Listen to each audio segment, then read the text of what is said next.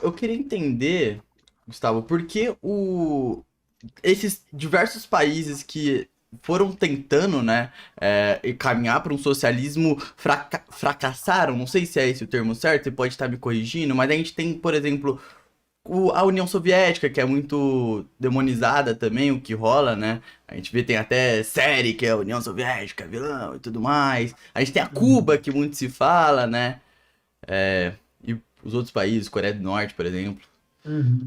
Não, Uhum, existe não só uma campanha de difamação muito grande, né? Eu acho que é fundamental a gente entender isso, que existe um complexo industrial de cultura, né? Um complexo industrial de manipulação de mídia, cujo objetivo é, né, realmente transformar toda a experiência que não seja uma experiência guiada pelos princípios organizativos, pelos princípios econômicos do capitalismo, em demônio na Terra, né? uhum, Então sempre tem um liberal, um idiota aí falando que a União Soviética, Stalin matou melões, blá, blá, blá. Só que tudo isso é fundamentado em um monte de linhas historiográficas que são muito problemáticas porque são mentirosas, né? Por uhum, exemplo,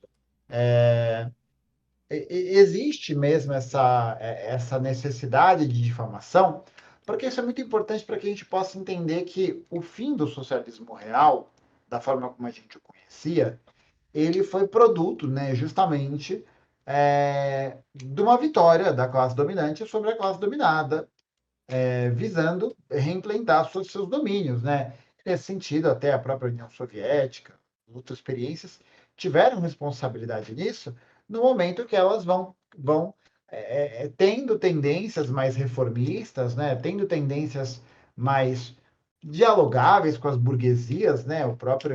Enfim, né? O próprio Dimitrov entra bastante nisso, uhum, sobre a frente ampla contra o fascismo. Mas uhum, acho que são papo para outro momento. Mas é muito interessante a gente entender que eram países que eram constantemente embargados, né? Eram países que tinham uma certa dificuldade em estabelecer vínculos comerciais e econômicos com outros países que não fossem do bloco socialista, uhum, né? Então a gente vê o caso de Cuba, por exemplo. Cuba é um país que durante a existência da União Soviética conseguiu amplificar e aumentar o seu desenvolvimento industrial, sua autonomia, sua soberania, seu desenvolvimento técnico-científico. Mas é um pouco complicado, né? É um pouco complicado você ser uma ilha, né, que se especializou colonialmente na produção de açúcar, tabaco e café. E aí a União Soviética acaba, o Comitê de Ajuda Mútua Econômica acaba da noite para o dia, que era o grupo de países que Cuba fazia negócio. Fudido, né? Então acho que é importante a gente ter em mente que o socialismo real ele cai é, não como obra do acaso, né? Não é a obra dos quatro ventos, não é a obra do uhum, destino, né? Não tem nada disso. Ele cai como resultado da interferência, né, política, econômica,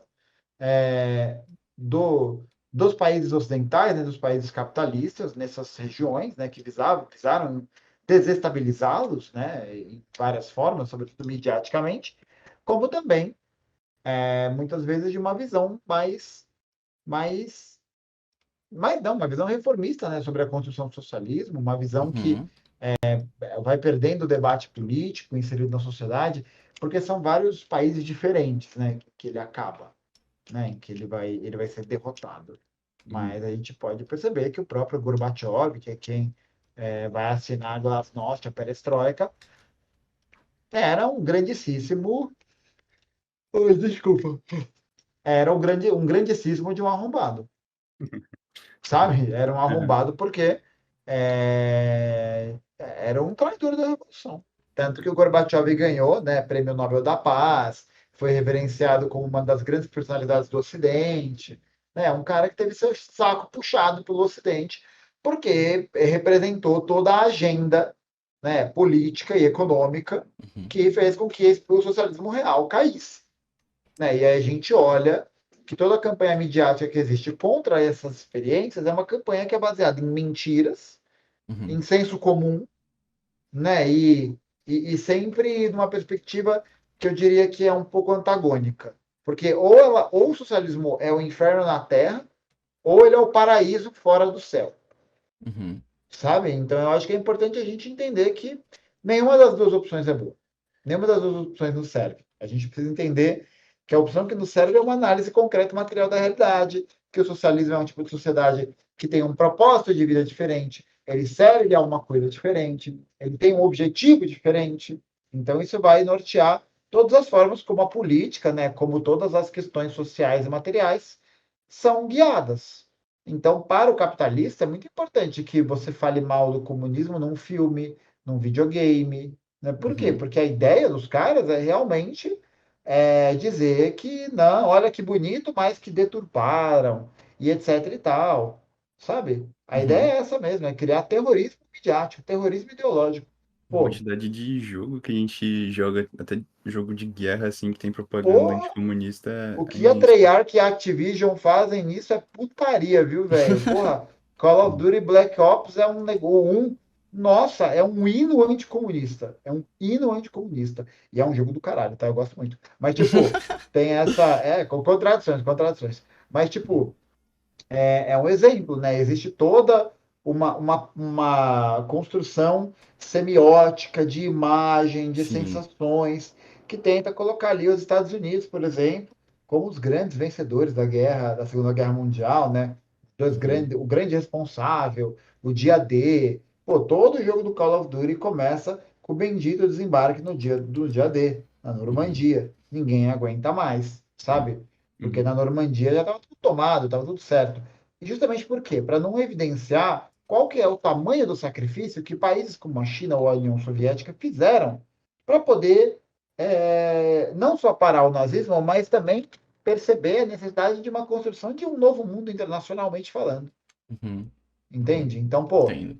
o único lugar que morreu mais gente do que na China, do que na União Soviética na Segunda Guerra Mundial, foi a China. Na China morreram 25 milhões de pessoas, de 35 até 45, e na União Uhum. Soviética 20 milhões.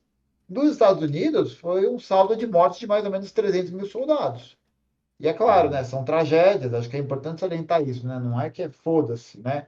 Na Uhum. guerra são filhos da classe trabalhadora que estão indo matar outros filhos da classe trabalhadora, né? É o tipo de guerra que só o capitalismo poderia nos proporcionar. Uhum. Mas é um número incomparavelmente menor, né? Não tem muito o que dizer em relação a isso, sabe? E existe todo um esforço, né, para poder impedir com que esse tipo de coisa apareça na mídia para que sejam, né? Pô, talvez o socialismo não fosse tão ruim assim. As pessoas tinham casa, tinham comida, tinham a vida garantida, né? Tinham dignidade. Talvez elas não tivessem 17 sabores de iogurte, mas talvez você não precise de 17 sabores de iogurte, né? Definitivamente. Tá Não ligado? Pô, precisa. muito legal essas 9 opções de papel higiênico. E você tem dinheiro para comprar alguma? Aham. Não tem, Aham. né? Não tem dinheiro para comprar o papel higiênico sabor menta, sabe? Uhum. Não tem, assim. Então, o que que é isso, né? A nossa dignidade é colocada como uma mercadoria, né? Na lógica que a gente está, na sociedade que a gente Uhum. vive.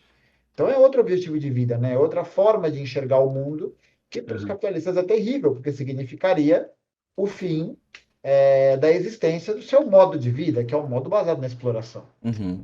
sabe? Então, acho que é toda uma carga ideológica e política muito forte sobre essas questões que fazem parte do nosso cotidiano, né? A vida toda, né? A gente escuta essas groselhas a vida inteira, porque esse é um projeto, né? É um projeto ideológico, é um projeto político, é um projeto econômico, em todos os Uhum. campos. Acho que é importante dizer Uhum. isso.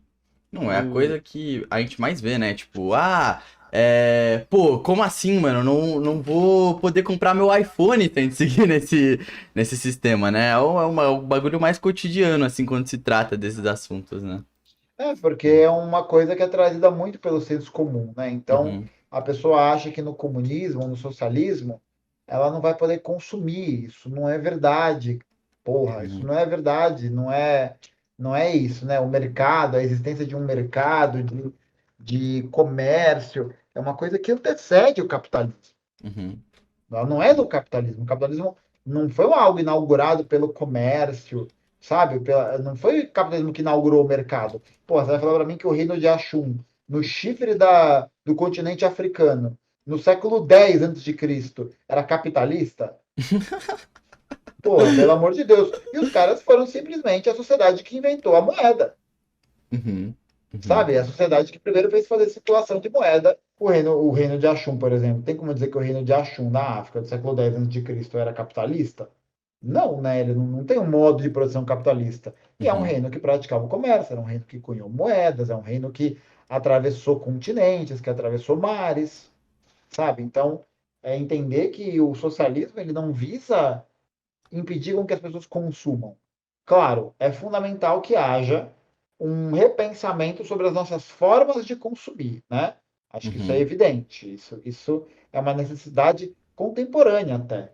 Mas Uhum. não significa dizer que as pessoas vão deixar, né, de consumir, vão deixar de comer, vão deixar de fazer as coisas porque estão vivendo no socialismo. Basicamente, gente, o socialismo ele nada mais é do que a construção de um governo de trabalhadores Uhum.